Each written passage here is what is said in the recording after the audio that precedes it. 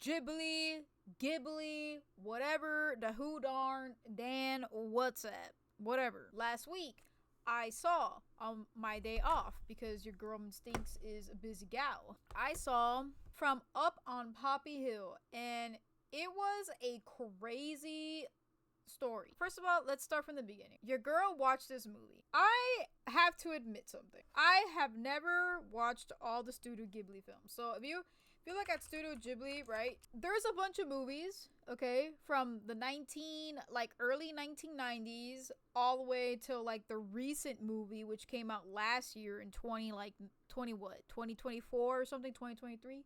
This guy is the founder, I guess, of Studio Ghibli's, and we're gonna learn about it together, okay, guys? So he's 84 years old. His birthday, January 5th. Wow, happy late birthday. 1941. That's freaking old, okay? No wonder a lot of his movies, like this one, was like based on 1960s. Which, if you think about it, if he was born in 1940, math real quick, guys. Math real quick. Drum roll, please.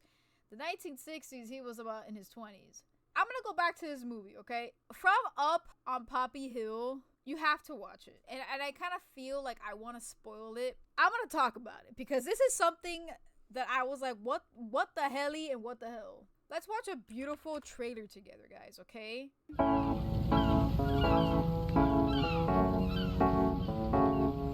In some places, you can tell what time of year it is by which flowers are in bloom.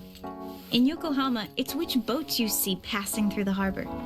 We have a great view of the boats from my house on Poppy Hill.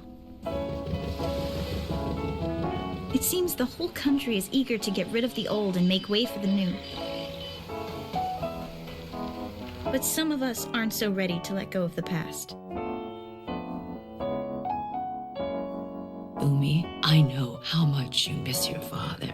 I hope you find someone. Then maybe you won't need to raise those flags anymore. Umi, come see this! What is it? Oh, looks like someone's getting your messages.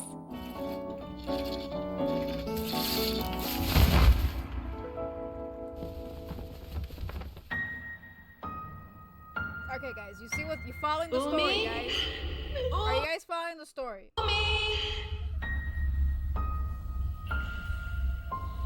Dad, is that you?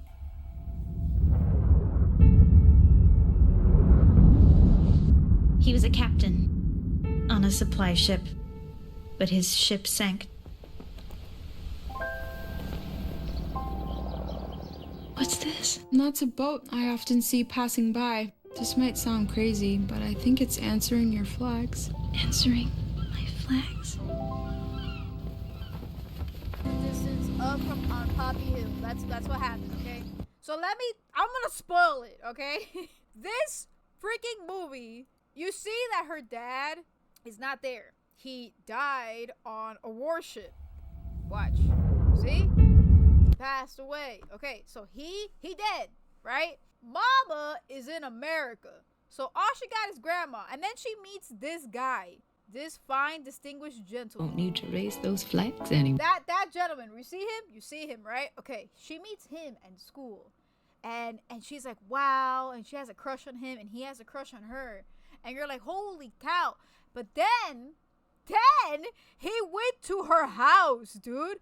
The little guy went to her house, you see? And she says, my dad died on a warship. Do you see this? He freaks out without telling her that he's freaking out. And he goes to his dad and he says, where is my real dad? Because he has the same exact picture of his real dad, and this is his dad. And then his adopted dad was like, I'm your real dad. And he's like, but if you must know the real story, you were given by this dad, which is her dad, meaning that both of them are brother and sister. Oh my freaking God. So they like each other, but they're brother and sister, bro. And the whole time I'm watching this, I'm like, yo, this is incest. This is not cool, right? Turns out that her dad is not his dad. And you're like, wait a minute. What are you talking about?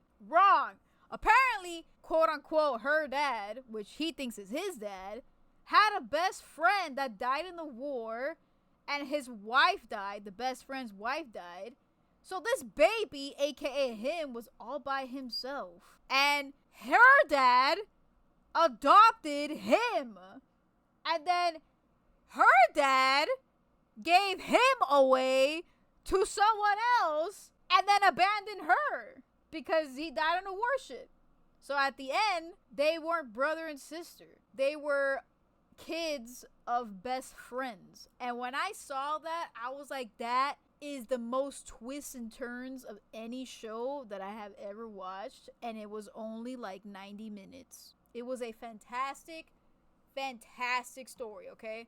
And you know, people think like this guy right here, okay? They say that he's one of the best writers and animators of like all time. And I can see why, because his stories are phenomenal. And if you look at Studio Ghibli, right? These feat the twists and turns of 80 episodes in a Turkish show. Exactly.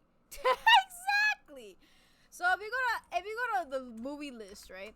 I've watched maybe a handful of these movies, meaning that I haven't watched all of them, obviously. If I'm talking about a movie that came out like 15 years ago, or at this point 14 years ago, right? But the fact that he made this in 1986, and if you go all the way over here, the last release was The Boy and the Heron in 2023. That's insane work. This man has dedicated his entire life to creating these movies. You said Princess Momo is your favorite. That is one of the best movies, in my opinion, too. I love Kiki's Delivery Service. That was like the first one I've ever watched. After that, I probably watched Spirit Away, Princess Mononoke, Howl's Moving Castle, and that's about it. I've watched recently The Boy and the Heron when Marnie was there. Oh, I watched Grave of the Fireflies too. My Neighborhood Totoro was okay in my opinion. People have their own like tales on that, but bro, almost every single movie was phenomenal. Like, I'm not even kidding, and I'm not trying to like inflate this guy's ego either, but like the movies are pretty freaking good. So your girl wants to buy like the whole DVD set, and they're like, why the hell would I want to buy a DVD set? Listen, I want these movies forever, okay? That's why I'm buying physical copies of them. That's exactly what I'm saying. I have a VHS copy of Kiki's because I was literally a tiny child when I got it, so I got that one. All right, that's covered. But the DVDs on all the other ones, I don't got them. And back in the day, okay, I had like the Marvel movies, like freaking Spider-Man. I had Thor. I had freaking Iron Man 2, Hulk. That was like awesome. And then I gave away all of them. And now I'm like, wait a minute.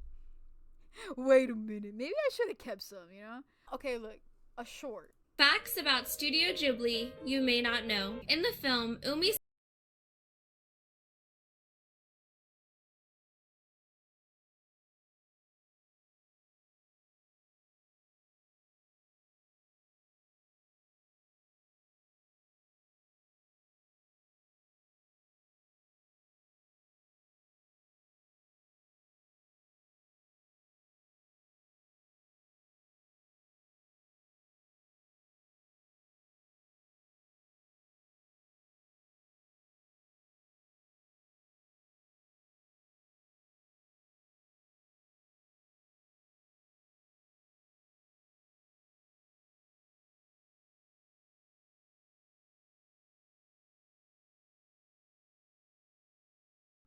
Hold on. When was the Korean War? 1950 to 1953. So that was after World War II. So that picture is after World War II, guys. Japan, don't make me go on a rabbit hole on this crap, because I will. Japan, they literally tried to take over the entire world when freaking Mustache Man was working with Italian Man. Japan also was going bananas. And this picture is right after that. So this is right after the Korean War. That is really interesting. So that movie was based off 1964. Let's say the literal history about this, because that's very interesting. Guys, we're learning today, okay? A touch of history is happening right now. In the film, Umi's father was killed when his landing ship was sunk by mines in the Korean War. We already know that. And Shun's biological father died. in a reparation vessel. Is that what it says? Repatriation vessel after the end of the Second World War. Okay, after World War II. Following Japan's defeat in the Second World War, the Supreme Commander of the Allied Powers. What the hell is that? What is the Supreme... Guys, look. I might not be educated, but we're going to learn today. The Supreme Commander for the Allied Powers, Japanese, was a title held by General Douglas MacArthur. Okay, wait, it was a title held by him? Okay, Douglas MacArthur, that general, obviously, is very important because that's the same picture. Why does he have a pipe? Did that man have throat cancer? No way. I'm just yapping. Okay, during the United States-led Allied occupation of Japan following World War II, it issued scalp directives, okay, to the Japanese government aiming to suppress its militaristic nationalism. The position was created at the start of the occupation of Japan in August 14th, 1945. Okay, it was a title held by Douglas MacArthur. Fantastic. In Japan, the position was generally referred as GHQ. As scalp was also referred to, the offices of the occupation was officially referred by scalp. Oh my God, stop repeating the same thing. Like, just continue on. Including a staff of several hundred U.S. civil servants as well as military personnel. Some of these persona effectively wrote the first draft of the Japanese Constitution, which the National Diet ratified a few amendments. Okay, Australia, British Empire, and New Zealand forces under scalp were organized into sub-command known as the British Commonwealth Occupation Force. I have never heard of this in my entire life. Okay, going back. So we told Japan, and I say we as America, said, hey Japan, you gotta go to Korea and you gotta put stuff in ships and supplies to Korea. So Japan and United States were technically working kind of together in a way, or maybe the United States made them do it, because Japan lost. All right. According to the estimates, 56 Japanese sailors and laborers were killed in the Korean War zone in the first 6 months of the war alone. Okay, 23 of the deaths occurred when Japanese cruise ships were sunk by mines. So that's how her dad died. Okay, so we're learning today. All right, that's amazing. 23 of the deaths occurred when Japanese cruise ships were sunk by mines. Official estimates of the total number of Japanese killed in the Korean War have never been published. Of course they haven't. Japanese governments officially recognized the role of Japanese combatants in the Korean War. Okay, the 1960s saw an escalating increase in student activism and campus revolts in Japan as well as other parts of the world. So that makes sense because in Poppy Hill, there is some student revolts happening in the movie. It's mostly about like the campus building, one of the campus buildings. But that's pretty cool that he encompasses that. Let me find a very small, tiny video. Okay, we're learning today. Shut up. Japan is notorious for being very hush-hush about its war crimes. And even in Japan, too, the consensus is very, Japan was the victim. Japan is always the victim and forever will be the victim. Because, look, we got bombed, which is true. And, Yes, we did bomb them, America. Civilian lives were lost. That's very true. But at the same time, we don't really talk about Japan as, like, an imperial empire. The land of the rising sun. And what we did in, like, Manchuria and Indonesia and just like so many countries. So you were born in Japan? Yeah, I was born and raised here. Hi. I don't really remember learning about like say comfort women like in Korea. I only really learned about it in depth in college. So I do think in terms of the education system here, again, it's biased. The narrative is always, Japan was the victim. See, that's what I'm saying. So when people say, Allied forces with Japan, when that video said Allied forces with Japan, I'm like, I feel like Japan had no choice but to be quote-unquote allies with America and do this kind of dangerous job, which is supplying stuff to Korea for American military personnel. I think that's like super cool. That's in the comments, guys. She right about Japan claims to be the victim, but Japan was not the victim. The real victims were China, Korea, Vietnam, Philippines, Hong Kong, Singapore, Australia, and many other nations. I want to see their history textbooks. That's another thing cool. That's another interesting thing. Like, I wonder what Japan also says about, like, their history. I want to know the countries that Japan took over during that period of time, or tried to take over, okay? This is important, guys. We're learning. I know we're talking about Studio Ghibli, but it's just happening to get here. This is important. What countries did, like, Japan, like, try to take over, or did take over? I need to know.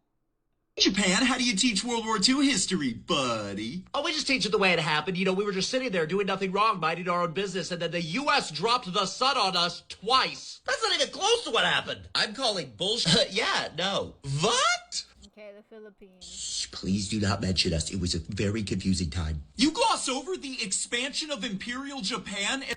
Okay, the expansion of Imperial Japan. Thank you. I need to get to the bottom of this, guys. The bottom of this is happening, okay? We need to understand this because Studio Ghibli has a lot of history. If you look at the grave of the Fireflies, there is history in that too. Guys, I'm sorry, I'm tapping. Okay, guys, I'll be more quiet. Guys, listen. Grave of the Fireflies is one of the most saddest Studio Ghibli films I've ever seen because it's about war. And in order for us to appreciate the movies, we also have to learn about the history. Okay, that's all I'm gonna say. Look, guys.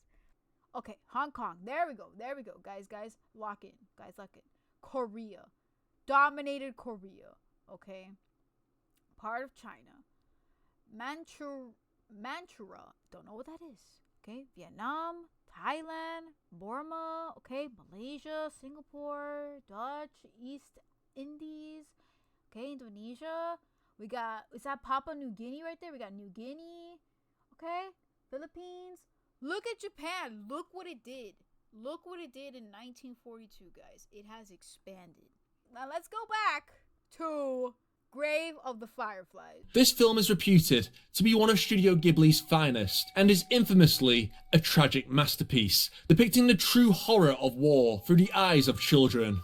The film is actually based off a semi-autobiographic novel of the same name by Akiyuki Nosaka, who was only 14 years old when his younger sister Keiko passed away from malnutrition in 1945, and he considers the novel as his way to try and make amends to not only his sister, but also his adoptive father, who died in the Kobe bombings of March 1945. His adoptive mother was also killed as a result of an air raid, which mirrors the death of Seita and Setsuko's mother in the third. Bro, that is the most saddest thing ever.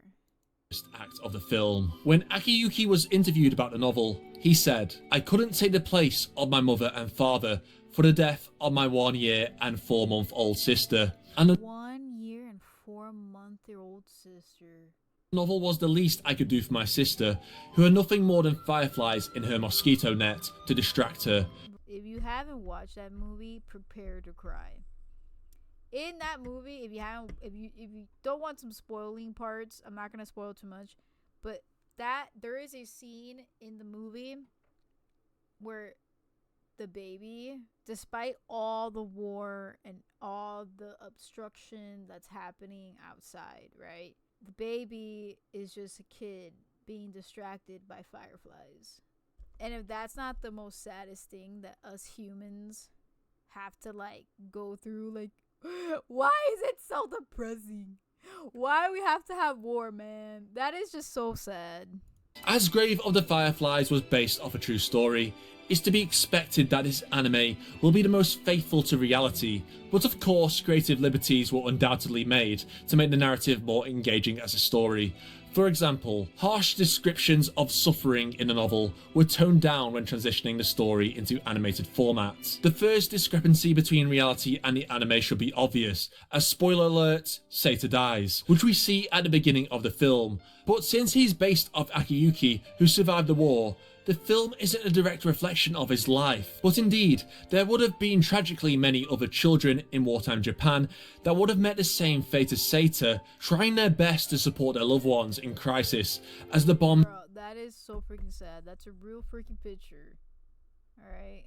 That's a real picture, buddy. Rain down upon them. Speaking of bombs, we see countless incendiary bombs wreaking havoc among the towns, dropped by what seems to be Boeing B-29 American bombers. The bombing scenes feel Freaking American bombers. very accurate, minus some of the artistic styles taken in some of the shots of fire, but that's to be expected, as thousands of incendiary bombs really would have been dropped at once on Japanese cities and towns. Incendiary bombs struggle to penetrate the ground, which is why we see some lying on the street like this. They would only be effective at burning a widespread area by multiple bombs hitting vulnerable targets, such as Japanese houses predominantly made of wood. Isolated That's so sad, yo.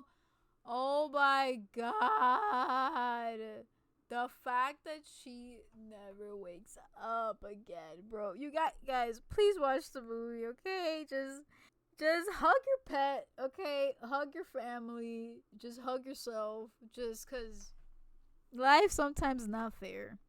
Right? And you gotta be grateful. See, this is why Studio Ghibli is really good. The 5 best Studio Ghibli movies. At number 5, we have Ponyo. I've never watched it. Ponyo, a fish girl, seeks to become human after encountering a young boy, but when her transformation magic causes an imbalance in nature, the two must work together to set things right. At number 4, The Boy and the Heron. Still processing the death of his mother, Mahito's world is turned Say it's terrible day for rain. It is, guys. It is. upside down when a magical heron tells him she's alive. Together, they embark on an adventure through the unknown Yeah, see, he has adventure movies too, which is beautiful. to save her. At number 3, My Neighbor Totoro. This iconic Miyazaki film follows 2 siblings who discover magical creatures on their new farmland Gorgeous. property. Underneath the bouncy, playful imagery is a deeper story about loss and acceptance that will stay with you. At number 2, Howl's Moving Castle. Sophie is a young and quiet hat Gorgeous maker who has movie. resigned herself to living a mundane life. But after being transformed into an old woman due to a curse, Sophie embarks on a mystical journey alongside the cursed wizard Howl to regain her lost youth.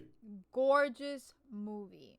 At number 1, we have Spirited Away. Chihiro is pretty upset with her parents for moving the family to a new city, but when her parents are turned into pigs, Chihiro is thrust into the world of spirits where the only way to save them is to solve the riddle of the witch that cursed them. Guys, I learned something new. And look, let me preface by saying that I don't know anything, okay? My education, okay? I learn things and then I instantly forget it, okay? So, I am not a historian by all means, all right? I just like learning things with y'all and having a good time, and that's what matters. Let's end it on Studio Ghibli best scenes, all right? Go away!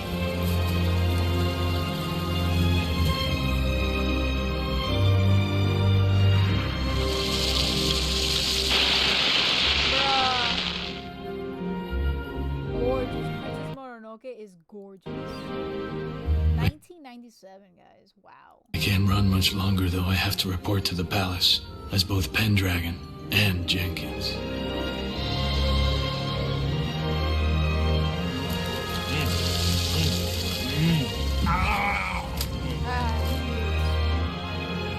The princess can kill you any day. I feel that. She is gorgeous. And what I love about him too, about them as a studio and everything, they make the woman very strong usually and very brave. And I think that's like a beautiful thing. And they're usually the main character, which I love. Anyway, guys, I hope you guys had a fantastic, wonderful time, guys, with this episode. Talk about Studio Ghibli. We learned a little bit, okay? Again, I'm not an expert. I'm not an expert. Do your own research, okay? We're just vibing. Studying, vibing. We learned some stuff, okay? We learned some things. But anyway, guys, I hope you guys have a fantastic, wonderful time. And I will see you next time on Dragon Ball Z. I will see you. Have a good day or night wherever you are in the world. And look at Cha-Cha! Yeah, I love it. I love it. Yes.